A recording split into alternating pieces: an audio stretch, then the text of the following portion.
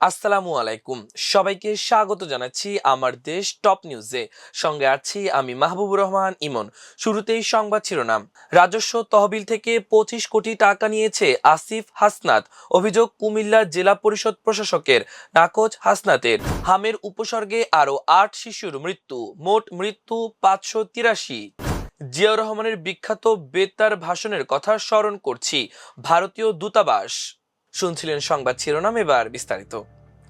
কুমিল্লা জেলা পরিষদের প্রশাসক মোহাম্মদ মোস্তাক মিয়া আজ শনিবার দুপুরে কুমিল্লা শিল্পকলা একাডেমিতে এক অনুষ্ঠানে অভিযোগ করেন এনসিপির মুখপাত্র আসিফ মাহমুদ সজীব ভুঁইয়া অন্তর্বর্তী সরকারের উপদেষ্টা থাকাকালে কুমিল্লা জেলা পরিষদ থেকে 15 কোটি টাকা নিয়েছেন, আর এনসিপির দক্ষিণাঞ্চলের মুখ্য সংগঠক হাসনাত আবদুল্লাহ নিয়েছেন 10 কোটি টাকা।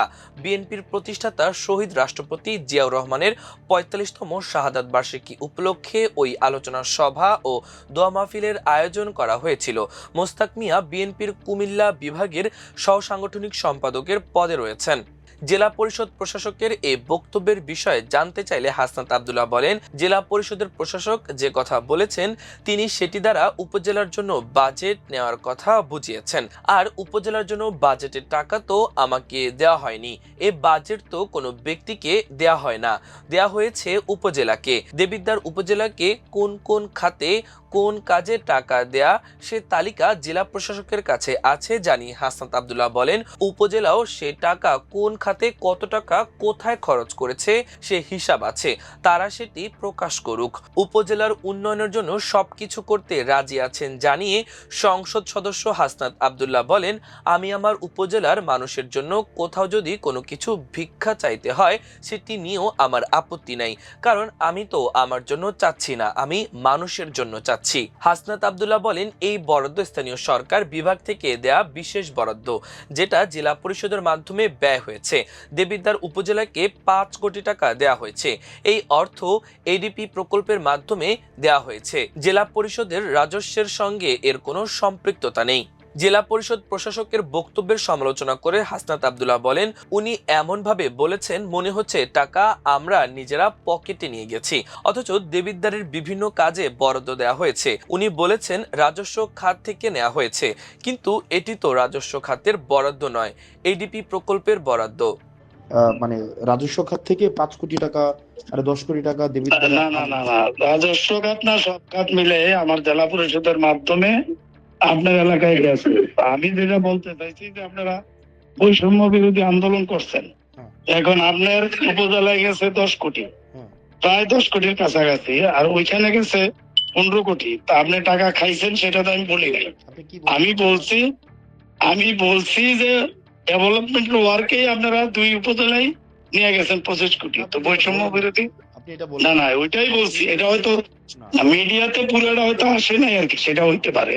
বাট না না, আমি মিন করতে চাইছি এটাই। তো এখন পুরা কথা হয়তো আসে নাই, সেটাই আপনি খাইছেন সেটা আমি বলি নাই। আমি বলছি আপনার এলাকায় কাজের জন্যই নিছেন, কাজ ছাড়া তো হবে না, কাজ করছেন।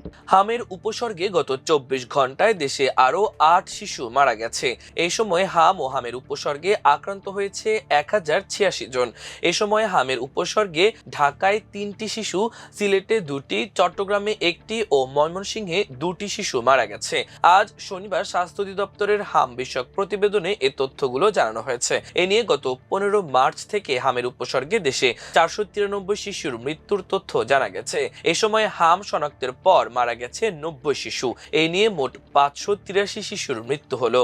স্বাস্থ্য অধিদপ্তরের তথ্য বলছে, চলতি বছরের 15 মার্চ থেকে হামের উপসর্গ দেখা দিয়েছে 69,612 শিশুর। এই সময় হামের উপসর্গ নিয়ে হাসপাতালে ভর্তি হয়েছে 55,705 শিশু। তবে এর মধ্যে সুস্থ হয়ে হাসপাতাল থেকে 52,050 শিশু বাড়ি ফিরেছে।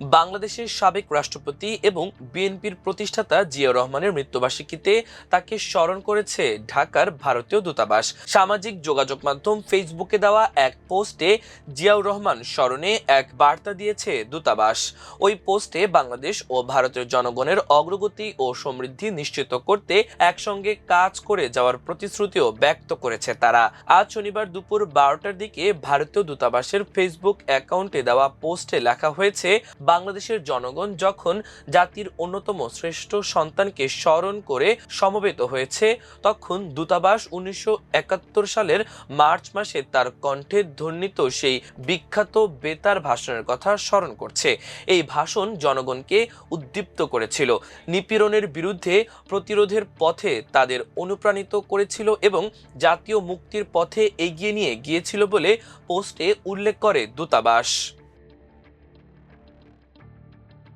প্রিয় দর্শক, আমাদের আজকের টপ নিউজের আয়োজন এ পর্যন্তই। সবাই ভালো থাকুন, সুস্থ থাকুন, আমার দেশের সঙ্গেই থাকুন। এতক্ষণ সঙ্গে থাকার জন্য অসংখ্য ধন্যবাদ। আল্লাহ হাফেজ।